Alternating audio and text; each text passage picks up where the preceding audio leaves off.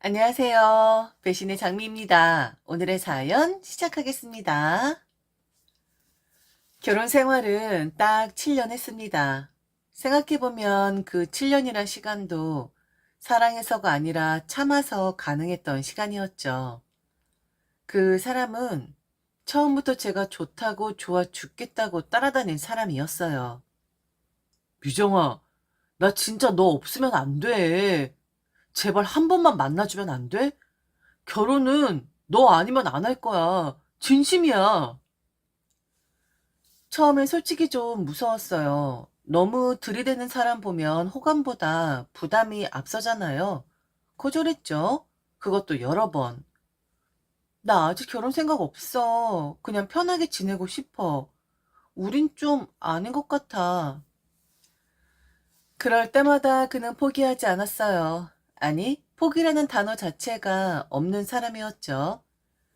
출근길에 커피 들고 기다리고, 비 오는 날엔 우산 2개 들고 회사 앞에 서 있고, 주말이면 연락도 없이 집 앞에 찾아와 지나가다 생각나서 라며 웃던 사람. 그렇게 2년 가까이 저를 따라다녔습니다. 어떻게 보면 집요하고, 어떻게 보면 미련하고, 어떻게 보면 마음이 움직일 수밖에 없게 만드는 사람이었죠. 결혼만 해줘. 나 진짜 잘할게. 너 원하는 대로 다 해줄게. 그 말, 지금 돌이켜보면 진짜 잘 짜인 계약 문구 같은 거였습니다. 도장만 찍으면 파멸이 시작되는 그런 계약서. 결국 저는 그 사람의 간절함과 진심이라는 껍데기에 넘어가 버렸죠. 그리고 결혼을 했어요. 양가 상견례, 예식, 신혼여행. 그 모든 게 끝나고 신혼집에 둘이 마주 앉았을 때 그 사람의 눈빛이 이상하게 차가워졌다는 걸 저는 처음으로 느꼈습니다. 이상하다 싶었죠. 결혼 전엔 그렇게 저를 보며 꿀이 떨어지던 사람이었는데, 하지만 진짜 충격은 결혼 3개월 차에 터졌어요. 그날 제가 조심스럽게 말했어요. 요즘 왜 이렇게 무뚝뚝해졌어? 결혼하고 나니까 사람이 너무 달라졌네? 그랬더니 그 사람이 아주 태연하게 그리고 무섭도록 담담하게 말했어요. 그거 복수야. 뭐? 복수? 너, 나 몇 년을 밀어냈잖아. 그거 진짜 죽을 만큼 서운했어. 내가 어떤 마음으로 견뎠는 줄 알아? 지금은 결혼했으니까 이제 네가 좀 견뎌봐. 그 말이 떨어지는 순간 숨이 턱 막혔어요. 뭐? 복수라고? 당신 지금 진심이야? 그래. 결혼 전엔 네가 갑이었잖아. 난 매달리고 넌 뭘 해도 받아주지 않고. 근데 지금은 달라졌잖아. 이젠 내가 널 가졌고 넌 내 와이프야. 나한테 속해 있는 사람이라고. 이제는 네가 알아서 기어야 해. 내가 갑이라고. 남편은 저를 사랑했던 것이 아니었습니다. 그저 갖고 싶었던 거고 손에 넣은 뒤에는 무너뜨리고 싶었던 존재였던 거예요. 이후의 결혼 생활이요? 말 안 해도 아시겠죠. 저는 그 사람의 가족 전체의 식모가 되었고 며느리라는 이유로 아내라는 이유로 당연하다는 듯 이용당하기 시작했습니다. 너무 길게 말씀을 드리면 듣는 분들 복장 터질 테니 굵직굵직한 것들만 얼른 후다닥 해볼게요. 저 불화는 바로 다들 아시듯 시어머니와의 사이에서 일어나게 되었답니다. 물론 남편은 제 편을 들어주지 않았고 방관을 하고 방치를 했었더랬죠. 바로 신혼집과 관련된 불화였는데 신혼집은 처음부터 시댁과 꽤 먼 곳에 구했어요. 저희가 일부러 그랬다기보단 남편이 원했거든요. 우리 둘만의 공간, 진짜 딱 우리만을 위한 집을 만들자. 결혼 전 내게 그토록 잘했던 사람이 이런 말을 하면 솔직히 귀가 솔깃해지잖아요. 그렇게 신혼집은 서울 외곽 조용하고 새로 생긴 단지였고 무엇보다 시댁에서는 꽤 거리가 있는 동네였어요. 당시 저는 솔직히 너무 감사했어요. 남편이 진심으로 우리 둘만의 시작을 소중히 여기는구나. 정말 나를 생각해서 이런 선택을 했구나 하고 말이에요. 근데 그 평화는 오래가지 않았습니다. 결혼 후 한 달쯤 지났을 무렵부터 남편의 휴대폰이 자주 울렸어요. 그 너머로 들려오는 건 익숙한 목소리. 아들, 주말인데 또 안 올 거야? 그 집 너무 멀어. 엄마가 아들 얼굴 보기도 힘들잖아. 엄마 막 짜증나려고 하네? 결혼했다고 더 이상 엄마 아들 안 하는 거야? 처음엔 그냥, 서운하실 수도 있지 하고 넘겼어요. 그런데 말이 점점 진화하더라고요. 어느 날은 남편이 웃으면서 그러더군요. 엄마가 그러는데 네가 나 애간장 녹이다가 이제는 엄마 애간장도 녹이는 거냐고 묻더라. 어? 그게 무슨 소리야? 내가 너를 위해서 이곳에 집을 구한 거잖아? 엄만 그걸 다 아니까 너로 인해 엄마까지 피해를 본다 이거지. 내 얼굴을 자주 볼 수 없으니까. 엄마 입에 가시가 돋는데. 하하하. 아, 그 말을 들었을 때 이게 장난이 아닌 걸 저는 직감했어요. 그리고 그 직감은 얼마 지나지 않아 현실이 되었죠. 시어머니께서 우리 신혼집 근처로 이사를 오셨거든요. 불쑥? 여기 신축 빌라가 많잖아. 공기도 좋고 마트도 가깝고 아무래도 나이 먹을수록 조용한 데가 좋잖니? 근데 공교롭게도 우리 아들 사는 동네네. 아이고 참네. 얘 시어머니 노릇한다고 생각하지 말아라. 난 정말 이 동네가 좋아서 온 거니까. 공교롭다니 공교롭기는커녕 저희 집 단지에서 걸어서 5분 거리, 택배 올 때 드는 시간보다 짧은 거리였어요. 간섭 안 하겠다, 그냥 나는 나대로 살겠다 했지만 설마 그렇게 했겠어요? 사실상 반합가 생활이 시작된 거였습니다. 처음엔 주말에 한 번 오시던 게 금세 평일 저녁에도 들르시고 아침에 반찬 들고 오신다며 배를 누르고 심지어 주말에 저희 둘이 잠든 늦은 시간에도 불 꺼져 있길래 걱정돼서 하며 전화하시고 그중 제일 소름 돋았던 날은 제가 외출했다 집에 돌아와 현관문을 열었는데 부엌에서 시어머니가 반찬통을 정리하고 계셨던 날. 어머, 왔니? 지난번에 보니까 냉장고에 반찬이 너무 어지럽게 되어 있어서 잠깐만 정리 좀 하고 있었어. 아, 네. 잠깐만 정리하러 오신 분이 왜 제 앞치마를 입고 계시기까지 하는 걸까요? 그 순간 저는 깨달았어요. 합가라는 말을 굳이 안 해도 이미 들어와 살고 있는 거나 마찬가지라는 걸요. 불편했죠. 너무도. 말로 다 표현할 수 없을 만큼 질식할 정도로 불편했어요. 하지만 저만 그런 건 아니잖아요. 그리고 처음엔 누구나 서로 조심하잖아요. 불쑥 찾아와도 어머, 어머니 오셨어요? 하며 웃고 냉장고 정리하고 있어도 또 고생하시네요. 하고 받아주고 사실 저도 그렇게 받아줬어요. 처음에는요. 진짜 처음엔 그래 뭐 어머님도 외로우신가 보지. 우리 신혼집 근처로 일부러 이사까지 오셨는데 저렇게 애쓰는데 오해하지 말자. 곡해하지 말자. 그렇게 이해하고 스스로를 설득했어요. 근데 그게 참 이상하더라고요. 이해가 쌓이면 그 다음엔 당연함이 되더라고요. 며느리가 받아주네? 얘는 말해도 잘 웃네? 아들이랑 다정하게 지내는 거 불편해하지도 않네?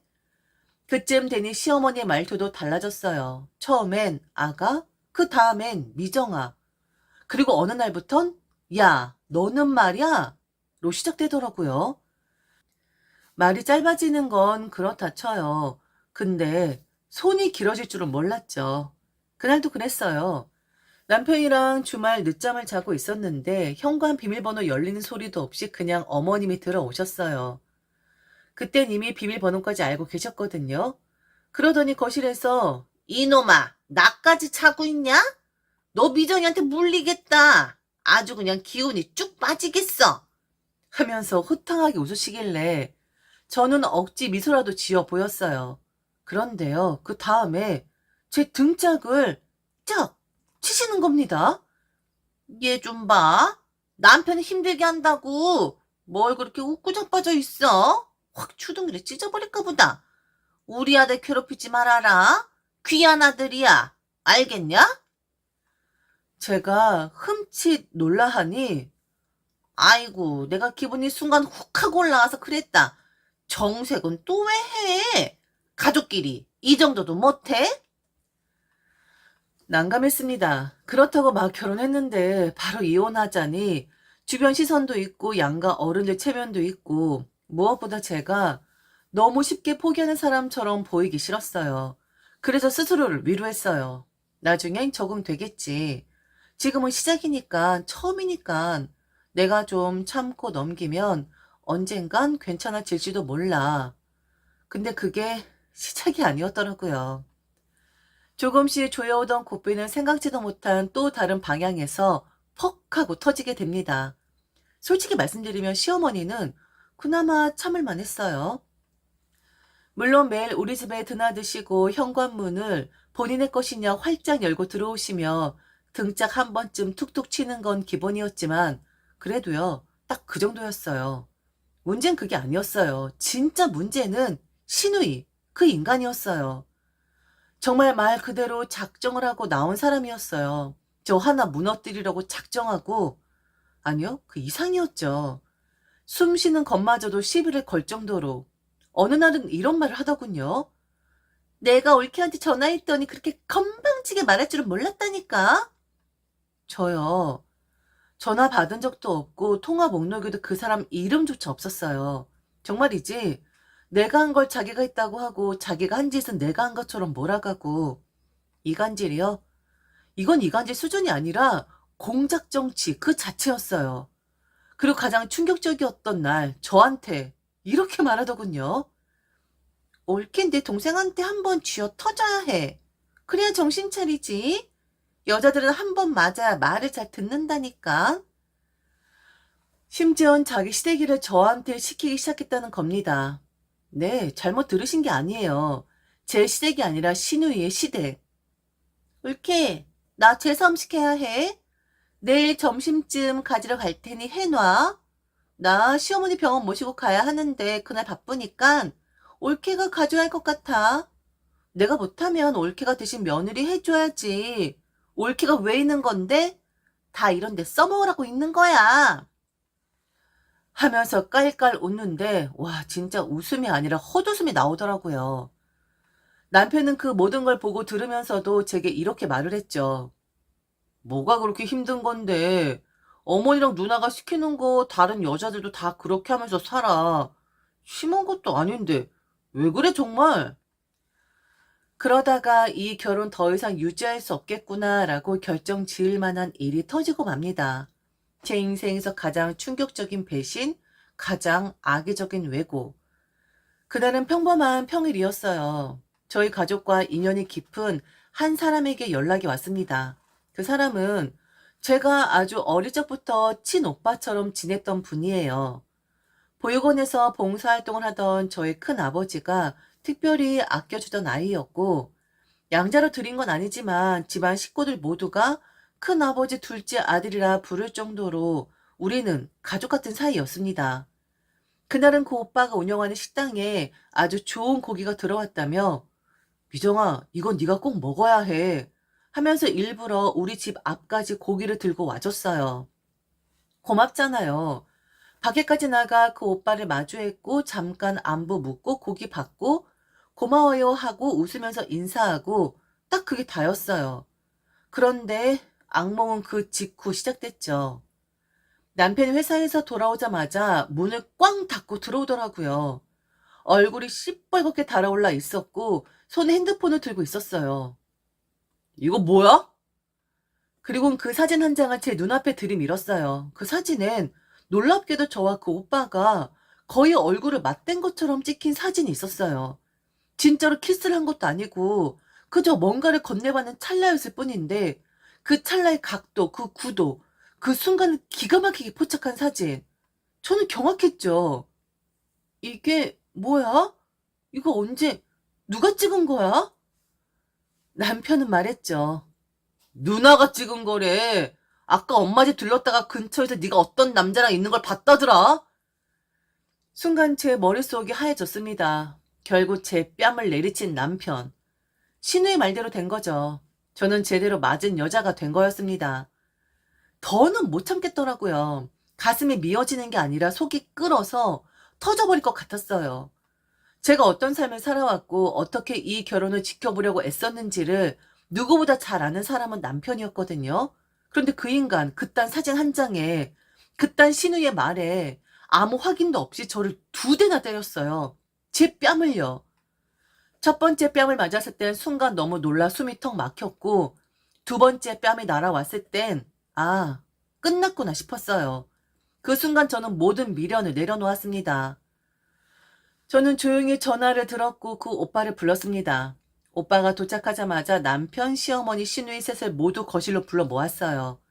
그들은 제 표정을 보고도 자신들이 뭘 잘못했는지 감조차 못 잡는 눈치였죠. 이혼할 거예요. 제가 그렇게 말하자 모두들 눈이 동그래졌어요. 이혼? 무슨 소리야 너 지금? 그때 저는 조용히 눈앞에 오빠를 가리켰습니다. 이 사람이랑 나 무슨 사이인지 당신도 잘 알지? 어렸을 때부터 우리 집에서 가족처럼 지내던 사람이고 결혼 전부터 너도 다 알던 사이야. 근데도 너, 네 누나라는 인간 말만 믿고 내 뺨 때린 거야? 그렇지? 순간 남편의 얼굴이 굳었어요. 하지만 저는 말을 멈추지 않았습니다.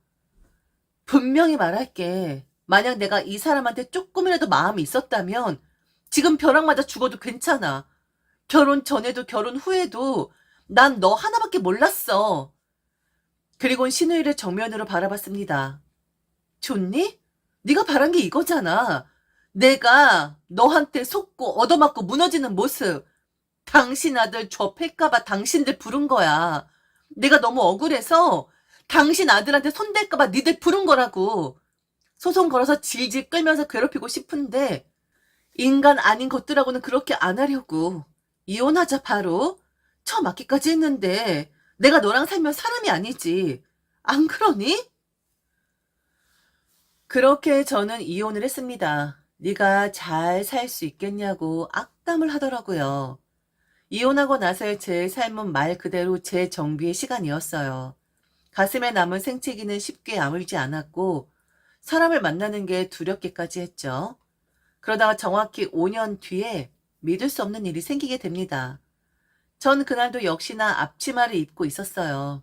한 식당에서 서빙을 하고 있었거든요. 평소처럼 앞치마를 두르고 한쪽 팔에는 반찬 쟁반을 들고 테이블로 향했어요. 근데 이상하게 등 뒤가 싸하더라고요. 딱히 누구 얼굴을 본 것도 아닌데 심장이 쿵 하고 뛰었죠. 그런 감정, 여자 직감이라 해야 하나? 테이블에 반찬을 내려놓고 고개를 드는 순간 숨이 멎는 줄 알았어요. 전 신우이. 변한 게 하나도 없었어요. 오히려 더 뻔뻔해지고 더 교활해 보였달까요? 저를 보자마자 눈이 휘둥그레지더니 입꼬리 씩 올리며 그 익숙한 비웃음을 날렸죠. 어머, 이게 누구야? 잘난 척은 혼자 다 하던 우리 올케아냐? 그녀는 비아냥으로 가득 찬 눈빛으로 테이블을 두드리며 말했어요. 아이고, 그렇게 잘났다고 이혼하고 나가더니 결국 서빙이야? 겨우 이거야? 큰 소리 뻥뻥 치더니 별거 없네. 그 옆엔 그녀의 친구들이 둘러앉아 있었고 그녀는 일부러 제게 들으라는 듯 더 큰 소리로 친구들에게 떠들기 시작했어요. 얘들아, 너네 저 이제 기억나? 내 동생을 살 때는 잘난 척 쩔었거든? 근데 지금 봐. 앞치마 두르고 쩔쩔매는 거 보니까 꼴값도 정도껏 이어야지. 아, 세상에 이렇게 세상이 좁아. 진짜 사람은 겉모습만 보면 안 되는 거야? 아우, 불쌍해라. 옳게. 어떻게? 내가 팁 좀 줘? 이따 나갈 때 팁 챙겨줄 테니까 싹싹하게 서빙해봐. 그녀는 친구들과 함께 소리를 지르며 웃기 시작했죠. 그리고 그때였습니다. 한 남자가 조용히 그녀들 테이블 앞에 섰어요. 그가 가볍게 인사하듯 고개를 숙이더니 느긋하게 말했습니다. 팁은 제가 드려야 할 것 같은데요. 뭐라고요? 어? 너 그때? 그 남자는 부드럽게 웃으며 말을 이었습니다. 기억하시죠? 그날 사진 한 장으로 한 여자의 인생을 망가뜨렸던 거. 근데 덕분에 제가 그 여자와 가까워졌어요. 그래서 지금은 그분과 같이 이 가게를 운영하고 있습니다. 신우의 입꼬리가 실룩였고 옆에 있던 친구 하나가 작게 속삭였습니다. 어머, 저 사람 여기 사장님이야? 여기 대박 가게인데? 야, 뭐야? 네 저녁에 재혼한 거야? 뭐야? 남자는 고개를 끄덕이며 천천히 말을 이었죠. 진심으로 제가 팁 드리고 싶습니다. 당신이 5년 전 해준 큰일에 대한 감사의 표시로. 근데 말이죠. 고기는 못 팔겠네요. 우리 가게 대표님을 모욕하셨거든요. 신우의 눈이 동그래졌습니다. 그리고 벌떡 일어나 소리쳤어요. 뭐? 지금 뭐라 그랬어? 대표? 그리고 뭐? 너네 지금 손님을 이렇게 대하는 거야? 손님은 왕이야. 몰라? 주변 손님들의 시선이 하나둘 모였습니다. 남자는 짧게 웃더니 아주 담담하게 그러나 단호하게 말했죠. 왕이요? 왕이면 왕답게 행동하셔야죠. 지금 하신 건 모욕이에요. 손님이 아니라 피해를 끼치고 있는 거라고요. 그리고 우리 대표님 모욕했잖아요. 당신 같은 사람한테 어떻게 고기를 팔 수가 있겠어? 김 실장, 네, 셔터 내려요. 오늘 장사 그만. 오빠였습니다. 그 남자. 내 앞에 서서 신우에게 단호하게 말을 건넸던 그 남자 말이에요. 네, 저 재혼했거든요. 그날 그 시끄럽고 기막힌 재회가 벌어진 그 자리에서 제 옆을 지켜주던 사람은 바로 제 남편이었어요. 이혼 후 정신적 충격이 컸고 정말 오랫동안 사람을 믿지 못한 채 지냈어요. 그런 저에게 다시 손을 내밀어준 사람. 그가 바로 예전부터 알고 지낸 그 오빠였던 거죠. 우리가 함께 운영하는 고깃집, 그 식당은 우리 부부의 사무점이에요. 그날 신우이는 참지 못했습니다. 고성방가 욕설, 테이블 난동까지 결국 경찰이 오고 나서야 억지로 끌려나가도 조용해졌죠. 그리고 또 전 남편까지 호출됐어요. 그 자리에 전 남편, 신우이, 시어머니의 전화통화까지. 참 기묘한 조우였죠. 가게 입구에서 모여 득달같이 몰려드는 그 장면 누가 봐도 코미디였어요. 남편은 신우이를 업무 방해 및 명예훼손으로 고소했습니다. 신우이가 한 말들, 제게 퍼부었던 조롱과 모욕을 하나하나 빠짐없이 진술서에 담았고요.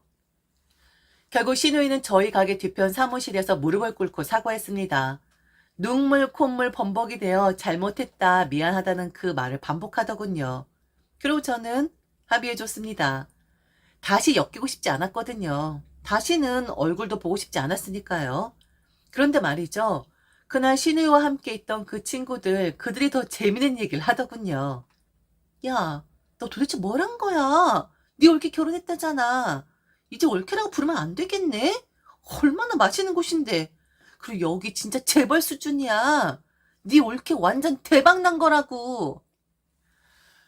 그렇게 들려오는 얘기에 솔직히 기가 좀 살았던 건 부정 못하겠어요. 그날 밤 가게 셔터를 내린 후 남편과 둘이 남은 고기를 구워 먹으며 이런 말을 했어요. 원수를 외나무 다리에서 만난다더니 난 고깃집에서 만났네. 남편은 웃으며 말했죠. 근데 그 원수 이젠 다시 못 올걸? 안 그래? 맞아요. 그날 이후로는 신우이도 전 남편도 시어머니도 그 누구도 다시 나타나지 않았습니다. 다시는 볼 일이 없겠죠. 아니면 또 뭔가 꿍꿍이가 있어서 찾아올까요? 지금까지 들어주셔서 진심으로 감사합니다. 이상 배신의 장미였습니다.